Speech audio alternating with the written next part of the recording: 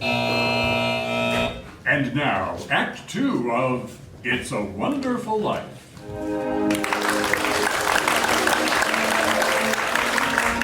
In heaven, the superintendent of angels is still reviewing George Bailey's case history. Clarence, an apprentice angel, is eager to depart for his mission to Earth. Goodness, boss. I've heard enough background. If George Bailey's contemplating suicide, I'd better head down to Earth right away. Hold it, Clarence. We're nowhere near the point where George Bailey is thinking of taking his life. What? Why not? Oh, you'll never get your wings unless you can be patient. Now, where were we? George and Mary were heading out of town on their honeymoon when they ran into a run.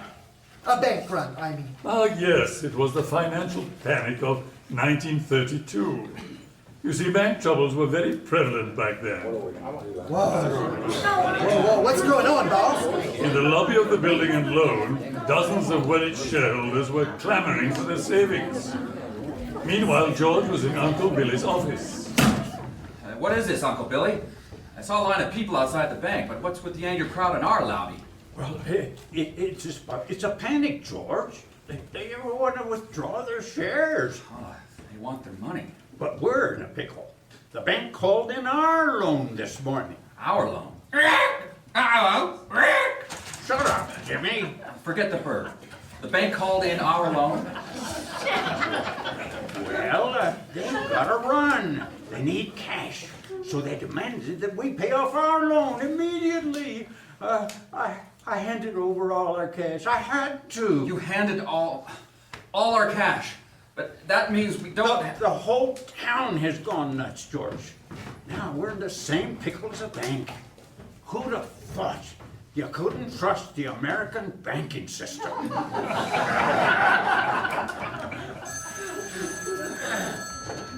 Hello, this is Billy. What? Potter? George, it's Henry Potter.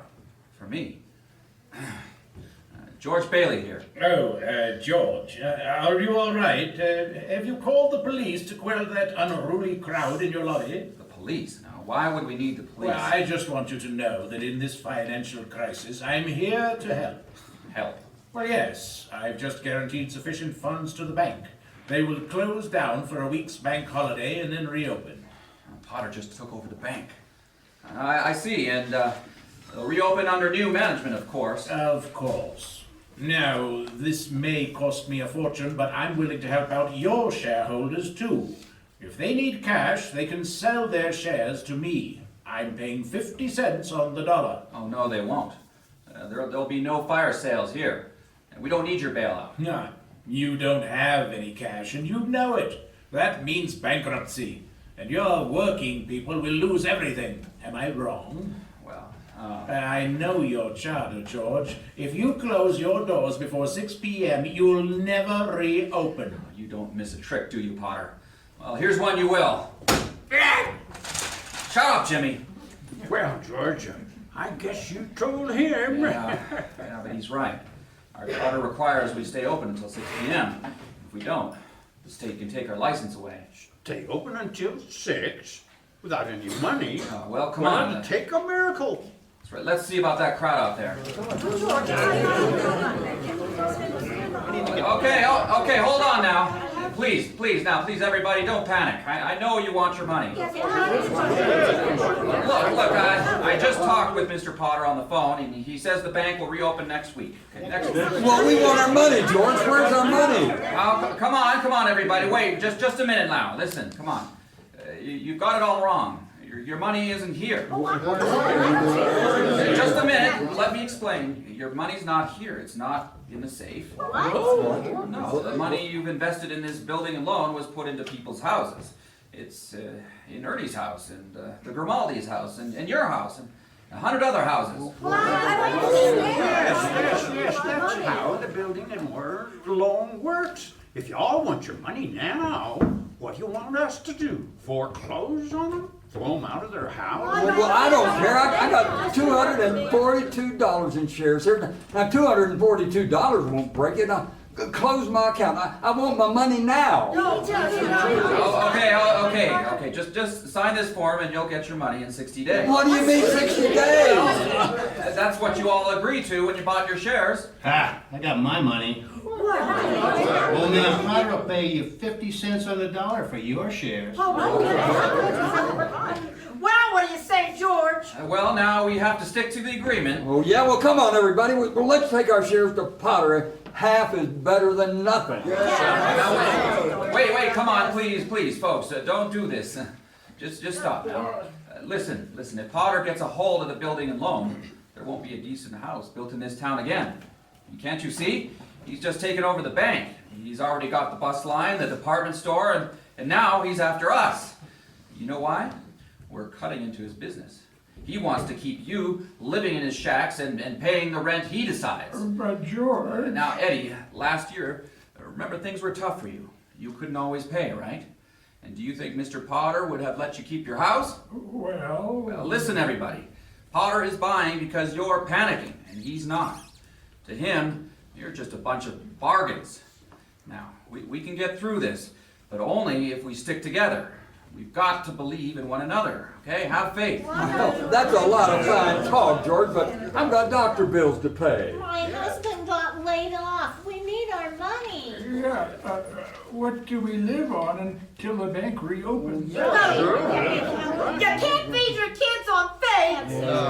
George, darling. Oh, hey, Mary. How much do they need? We've still got some money. We do? Oh, yes, we do. Honeymoon money. Wait, folks, wait. I've got $2,000 here. My own money. George, well, that could last us until the bank reopens. I hope so, Uncle Billy. Sure would have made a nice honeymoon. Bought some furniture, too. Okay, so now we've got some cash. All right, now, Charlie, how much do you need? $242. Oh, come on, Charlie. How about just enough to tide you over? I want my $242. Okay. Uncle Billy, give Charlie here $242. That closes my account then. No, that doesn't close your account. It's just a loan, Charlie. It's just a loan. Okay, all right. Eddie now. Well, I got $300 in here. Oh, come on, Eddie. How much do you need? $20. Oh, thank you, Eddie. Thank you. Okay. Mrs. Davis, how about you? But this is your own money, George. That's okay. What do you need? Well, would $17.40 be too much? $17.40. Bless you, dear. Now pay it back when you can. When you can. Well, I want to Okay. Who's next? Oh, Who's next? Now let's try to spread it out. Now spread it out.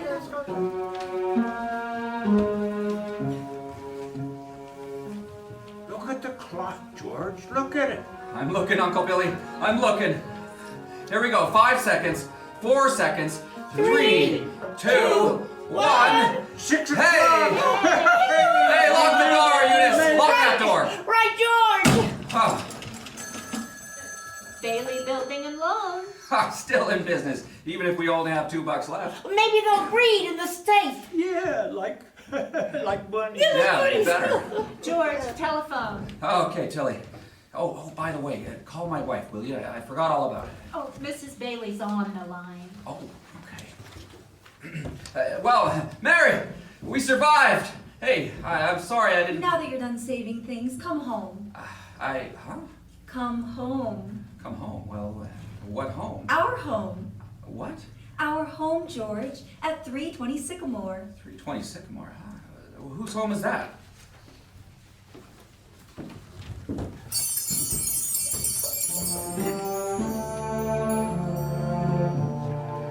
Clarence, do you know what 320 Sycamore was? Well, his mother-in-law's house? No, it was the old Granville house where George and Mary threw rocks and made wishes. You see, her wish was to marry George and live in the Granville house. And that's where they honeymooned. And that's where they set up house. And that's where they still were living 2 years later, when Mr. Potter asked George to drop by the office. Now, George, I suppose you're wondering why you're here. Well, I have no idea, Mr. Potter, but I'm sure you do. That's what I admire about you, George. You're like me. You get right to the point. Okay, well, George, I'm giving up. Giving up? Yes. As you know, I run nearly everything in this town, everything except the Bailey building and loan, of course. I've tried to get control of it for years, but you've outwitted me, evaded me, defeated me. Am I right?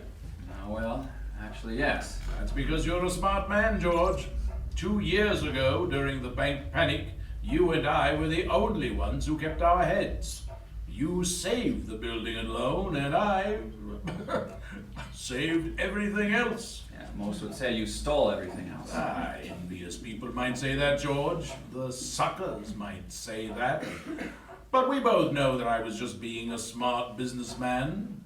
And that's what I'm being right now. So you're giving up? Well, if you can't beat 'em, join 'em. What?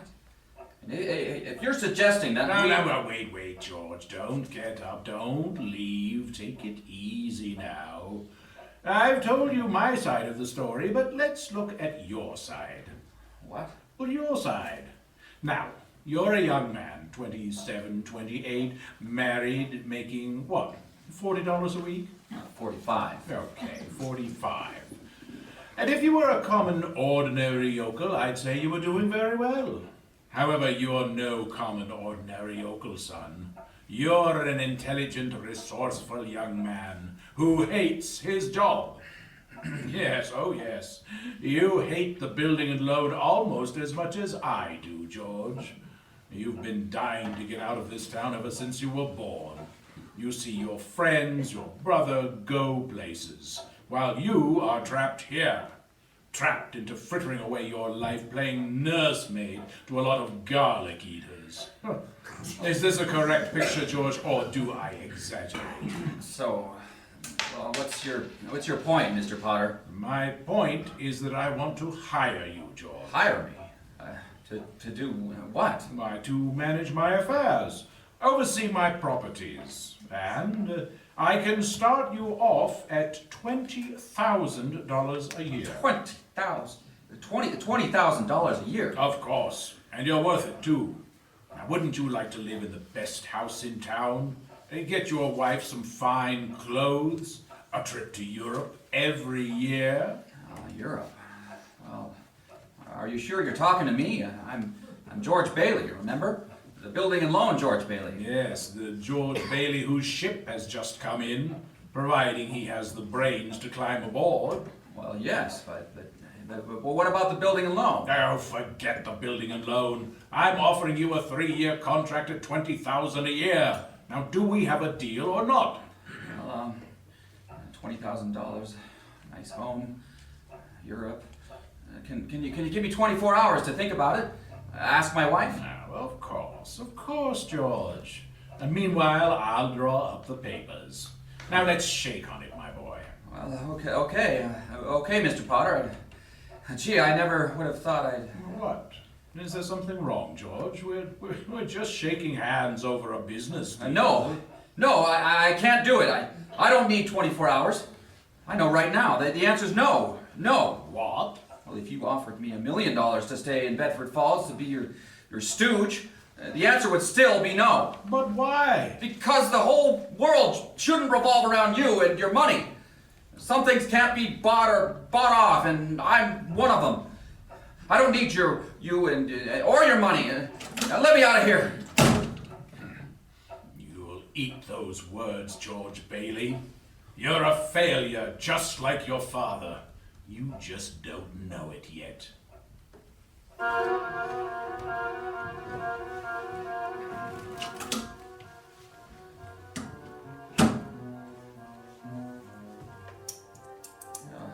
Sorry I'm so late, Mary. What, are you bored waiting up for me? Just knitting, George. So, what did Mr. Potter want to see you about? Oh, nothing really, just, talk. But geez, why did you marry a guy like me anyway? Well, I didn't want to be an old maid. But I was going to see the world, and go places and build things, and I was gonna give you the moon, but instead, what have I given you, huh? No nice house, no fine clothes, no trip to Europe. Some husband I am. I feel terrible. Me too. Mornings especially. I mean, you could have married somebody successful, somebody like Sam Wainwright, anybody else. But I didn't want anybody else. I wanted my baby to look like you. You didn't even get a honeymoon. No fancy. What did you want to look like me? My baby. Baby? What? You mean? Hey, Mary, you mean you're on the nest?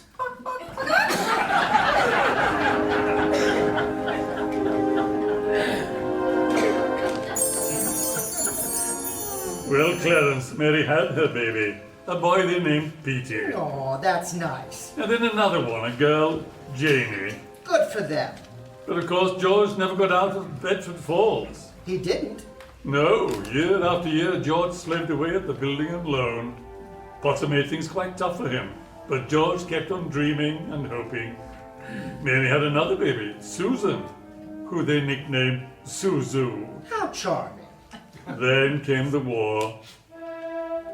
Mary ran the USO and had another boy, Tommy. Uncle Billy and Gower sold war bonds. Old Mr. Potter headed the draft board, of course. Violet joined the Waves, until they found out that her way of raising morale would sink the Navy. Oh my. Bert the cop got wounded in Tunisia and received the Silver Star. Ernie, the taxi driver, was captured by the Nazis but escaped from prison camp. And George's brother Harry, remember him? Yes, he moved to Buffalo. Yes, he did, but Harry became a real hero. As a Navy flyer, he shot down 15 planes. 2 of them just as they were about to crash into a ship full of soldiers. And George? What did George do in the war? Well, George fought the Battle of Bedford Falls. He was designated 4F due to his bad ear. So he served as an air raid warden, ran the scrap drives, rubber drives, plastic drives. Like the rest of the country, on VE Day, he wept and prayed. And on VJ Day, he wept and prayed again.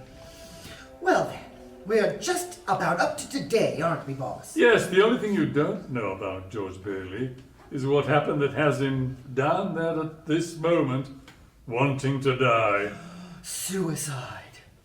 Well, what is it, boss? All right. Today is the day before Christmas.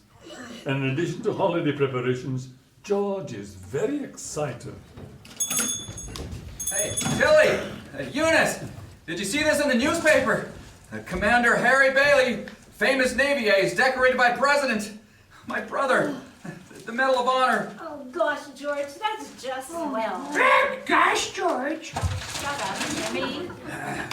Commander Bailey downed 15 enemy planes. The last, a kamikaze, just as it was about to dive into a troop transport. Think of it. Harry saved hundreds of lives. Hey, where's Uncle Billy? Shopping? He's at the bank, George, but the bank examiner's here waiting for him. Well, good afternoon, Mr. Carter, bank examiner. Yes, of course. Hey, you know what? My brother's picture's here in the paper. The president's decorating him today. Yeah, well, I suppose they do that sort of thing. About the books. George. Oh, Violet, hey, how are you? Hey, did you see the paper? All about Harry's homecoming. Can I see you a minute, George? Privately? Oh, privately, yeah, okay, Violet. Mr. Bailey, I'd like to finish the audit tonight so I can get home to Elmira, spend Christmas with the family. Oh, yes, that's right. I just have to, Tilly, show the books to, Mr. Carter, bank examiner. Of course. Can you, Tilly? Sure, George. I'll bring them into the conference room. Come right this way, Mr. Carter! Bank examiner. Shut up, Jimmy. Okay, Violet, step into my office. Thanks, George. Well, so what can I do for you, Violet? The letter you promised? Letter? Oh, yes, the letter of recommendation. I was right in the middle of typing it when all this stuff came up about Harry and... Like I told you on the phone, George, I'm leaving for New York. I've got to make a fresh start. Okay, well, here. How's this? To whom it may concern, the bearer, Miss Violet Bick, has been employed here at the Bailey Building in Loan for the past 2 years. That's lying, George. Now, Vi. She demonstrated intelligence, A lie. ability, Lie. and good character. Character. If I had any character, well, Now, I'm happy to give her my wholehearted endorsement. Gee, thanks, George. Come on now. It takes a lot of character to leave your hometown and start somewhere new. And here's something to help you get started. Oh, no, George. I can't take that. Now, come on, you're broke, aren't you? Do you want to hawk your furs and that hat and walk to New York? It's a loan, Violet, that's all. I'm in the loan business. Besides, you'll get a job. Yeah, sure. Okay, well, good luck, Vi. I'm glad to know you, George Bailey. Merry Christmas, Georgie. Same to you, Vi. Hey, say hello to New York. Hello, New York. Now, shut up, Jimmy. Shut up, Jimmy. Hey, Eunice, where's that Uncle Billy? He's making a deposit at the bank. At the bank. Shut up, Jimmy.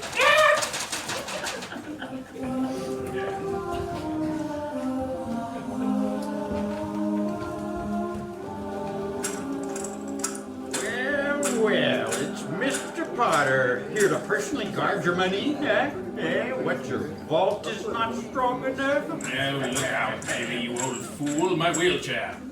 Did you see the news? Here it is. Harry Bailey gets Medal of Honor. What'll those Bailey boys do next? Let me see that newspaper. Well, sure, here it is. And what does that slacker George think about Harry being decorated? Well, if that slacker George had gone, he'd have earned 2 Medals of Honor. No, but George didn't go. Bad ear. He heard everything but the call to arms. Well, now, you just be sure to read the part about the parade for Harry tomorrow. Sorry, I can't chat anymore with you, you old thief. I'm gonna go make a deposit. Next customer, please. Oh, hello. Let's see here. Here you are, a bank book, a deposit slip, and a Merry Christmas to you. To you too, Mr. Bailey, but haven't you forgotten something? Well, I forget things all the time. So, Mr. Bailey, where's the money? What? You want to make a deposit, don't you? Of course. I want to deposit $8,000. Well then, it's customary to bring the money with you. Wheel me out of here. The money? The money! It's gone! Where could I have put that money?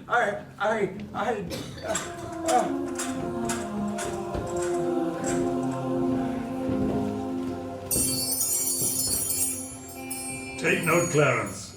Uncle Billy couldn't find the deposit money because the envelope with the $8,000 was folded up in that newspaper he gave to Mr. Potter. The money was in the newspaper, so that's why George and Uncle Billy are scouring the street. Just look by the curb, Uncle Billy. I'll look by the mailbox. I just don't know what could have happened to it, George. I just don't know. $1,000. Not our money, the depositor's money. And the bank examiner's here. But George, we traced every single step I took. Well, if you didn't drop it, maybe you never put the envelope in your pocket in the first place. Maybe, but I'm no good to you, George. No good. Come on, you've got to think. I can't think, I just can't. Now, where's that money, you old fool? This means bankruptcy and scandal and prison, and one of us is going to jail. Well, it's not going to be me. You keep looking, you hear? I'm going home. Oh, George.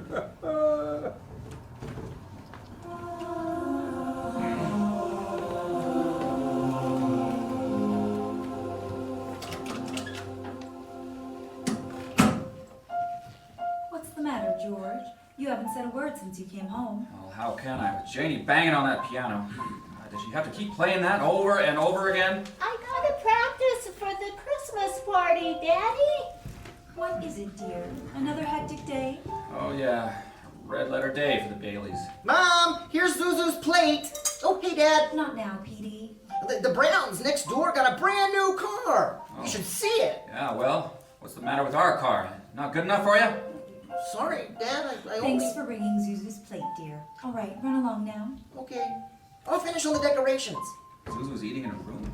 What's the matter with her? Oh, she caught a little cold coming home from school. Didn't button up her coat. She got a flower as a prize and didn't want to crush it, so she... Oh, what do you mean a little cold?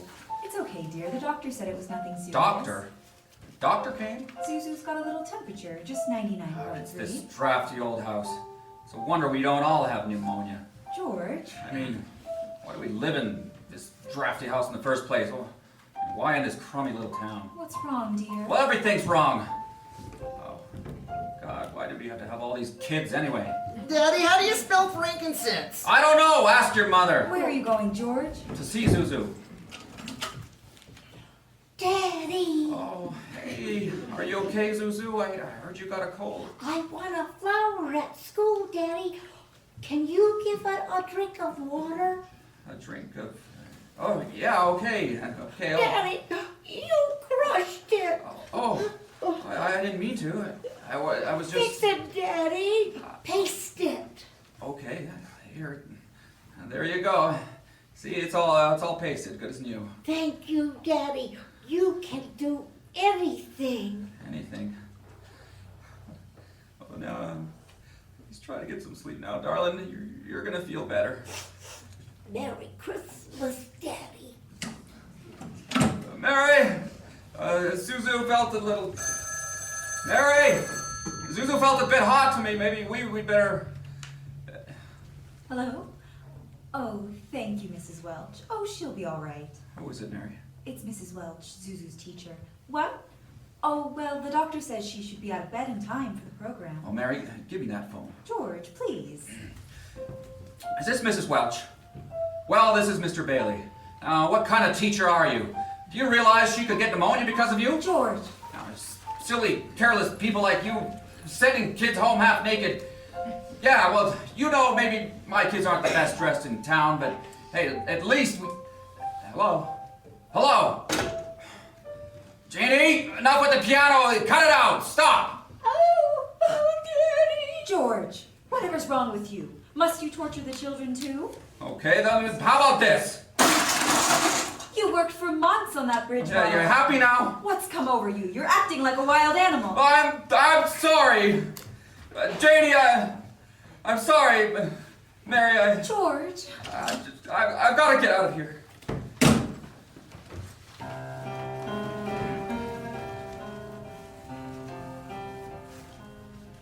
So, that's what this sudden visit is about, George. You're $8,000 short in your accounts. That's right, Mr. Potter, but listen, you gotta help me. I'll pay any sort of interest if you still want the Bailey building loan, I guess we can arrange some kind Oh, but you say the money was lost? Or what if it was stolen? And maybe you should notify the police. No, sir. You see, Harry's homecoming is tomorrow, and well, the publicity... Oh, I see. You didn't lose the money playing the market, did you, George? Horses? Of course not, Mr. Potter. The money's just... Oh, a woman then. Half the town's talking about you giving money to Violet Bick. No, that has nothing to do with... Oh, and so you've come to me. Why not your buddy, Sam Wainwright? Well, I tried to get a hold of him, but he's in Europe right now, and... Oh, so you want a loan from me for $8,000. And what do you have as collateral, George? Well, I have this life insurance here. Life insurance? And for how much? A $15,000 policy. It's... $15,000. But what's your equity in it? Well, 500. 500? And you want an emergency loan on Christmas Eve for 8,000? Well, yes. Oh, you're pathetic, George Bailey. For years, you opposed my plans and derided my character. You said you didn't need me or my money, did you not? Yes. And now suddenly I'm very important to you. Well, do I look like Santa Claus? No, Mr. Potter, I You didn't once mean... called me a warped, frustrated old man. Well, George Bailey, what are you but a warped, frustrated young man? You dreamed of conquering the world. Well, look at you now, crawling to me for help. Ha! Go to the riffraff you love so well. Go beg them for help. Now, please, Mr. Potter, I don't know what I'm going to do. Well, I'll tell you what I'm going to do. I'm going to swear out a warrant for your arrest. Wait a minute, Mr. Potter, I thought we had... I'm calling the district attorney, then the sheriff, and then the newspaper. The sheriff? Newspaper? Well, what about the loan on my insurance policy? For $500 in equity? Ha! Oh, George, you're worth more dead than you are alive. No, I've got to get out of here. Where are you going, George? You can't hide in a small town like this. Hello, Sheriff Baxter. This is Henry Potter. I want to swear out a warrant against Harry Bailey.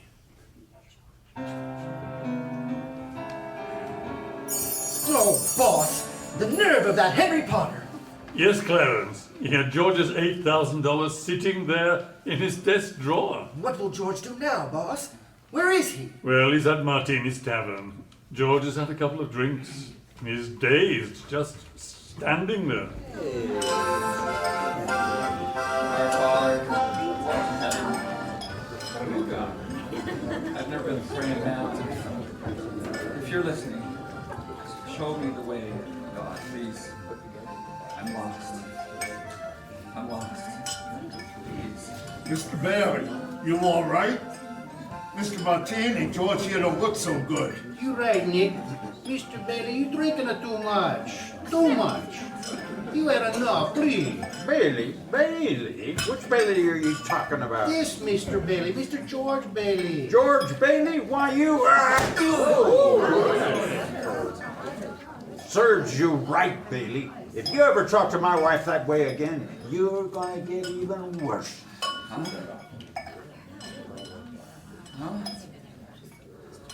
Ain't it enough she slaves away teaching your stupid kids how to read and write, and then you gotta bawl her out on the phone? She cried for over an hour, you louse. Hey, beat it, Mr. Welch. You bunch of my best friend. He helping me find my house. You should have leave. Go. Throw him out, Nick. Go on, Welch. Never mind the tab. All right, I'm going. Mr. Bailey, how you doing? Martini, who was that? That's a Mr. Welch. Oh, that's what I get for praying. Where's my policy? My insurance policy. Don't you worry, Mr. Bailey. Welch don't come here no more. Wait, Mr. Bailey. I get something cold for your face. Look, the blood. No, that's all right. Please don't go, Mr. Bailey. Stay. Go on, just let me be. Stay here, Mr. Bailey. It's snowing. Nick, take a Mr. Bailey home. No, just let me alone, okay? Alone, you hear?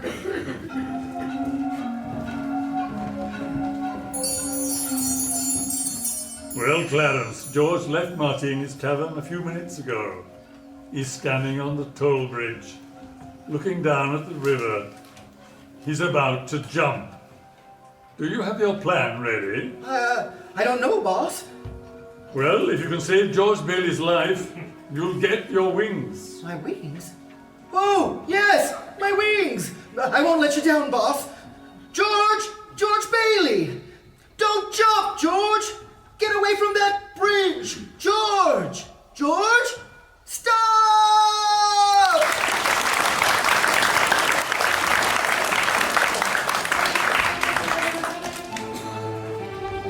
We'll return to our presentation right after the news. But first, a word from our sponsor, Heart Shoes. Remember, ladies, your man will look better with a heart on. Now let's go to our newsroom. And we're off. We'll have another short intermission, 10 minutes. See you in a minute.